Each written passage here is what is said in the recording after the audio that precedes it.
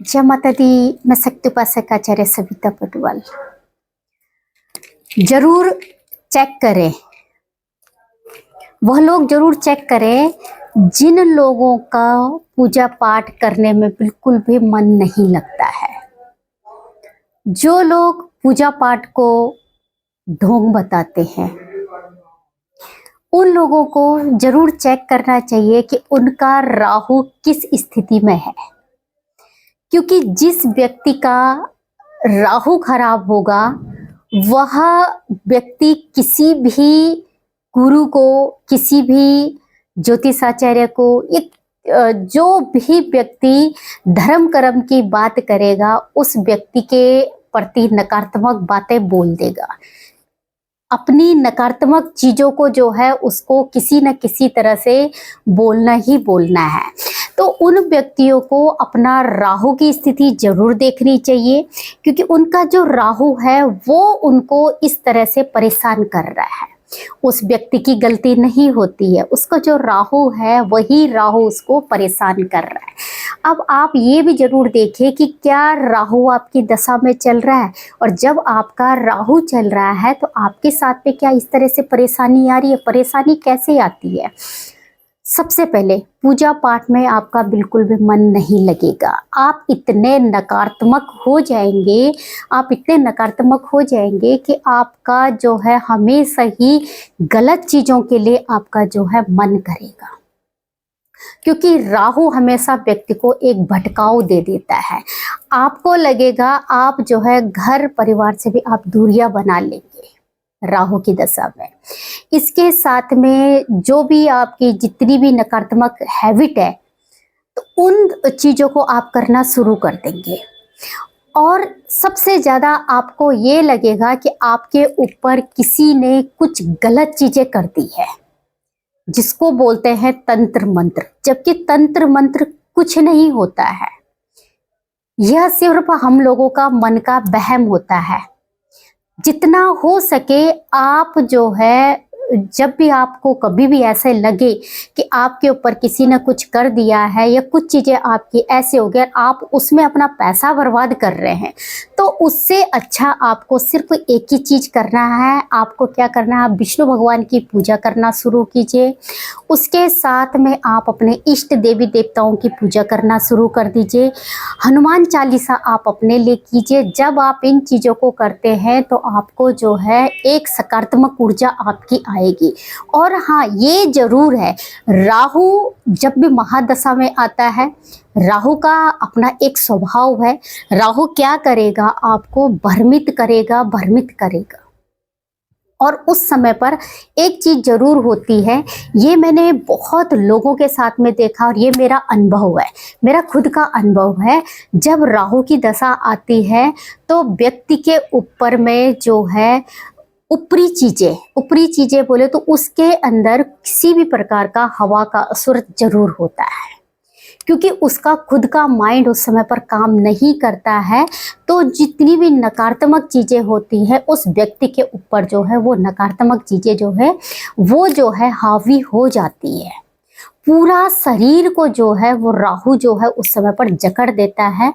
राहु एक राक्षस ग्रह है और आप खुद समझ सकते हैं कि राहु जब दशा में आता है क्यों पूजा पाठ से मन हटा देता है।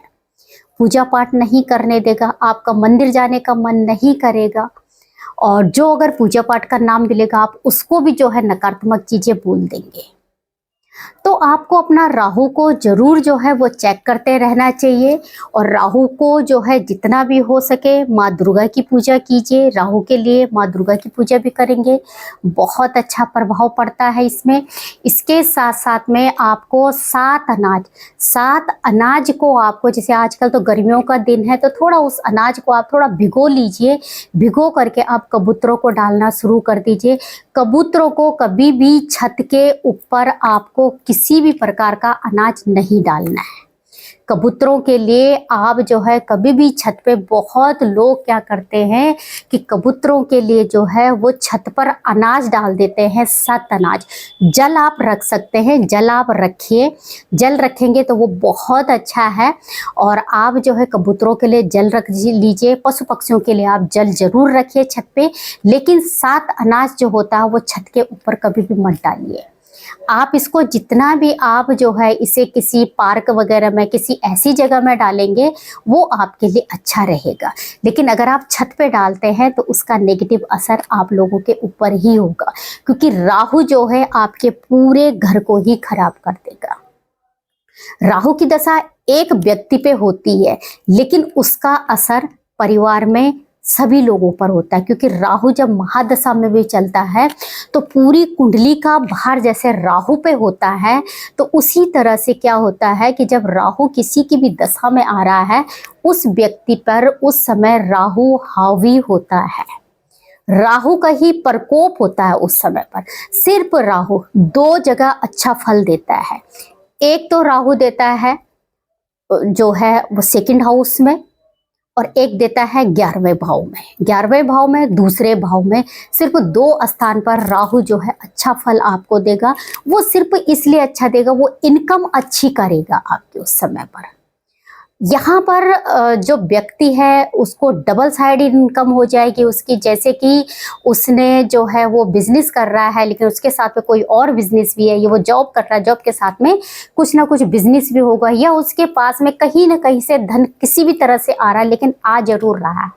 तो इस चीज को भी आप थोड़ा सा ध्यान दीजिए कि हाँ, आपका राहु आपको किस घर में बैठा हुआ है, किस तरह का फल दे रहा है। लेकिन जिन लोगों की कुंडली नहीं है, जिन लोगों की कुंडली नहीं है और जो है अपने धर्म पर विश्वास करते हैं, लेकिन फिर भी पूजा पाठ से जो है मन नहीं लगता है, पूजा पाठ से भागते हैं, और जिनका मन जो है घर के अंदर नहीं लगता, सिर्फ बाहर भागने का मन करता है, उन लोगों का जो है वो राहु खराब होता है, राहु विचलित करता है ऐसे व्यक्तियों के, और राहु की वजह से ही सारी परेशानियां उस व्यक्ति के ऊपर होती है।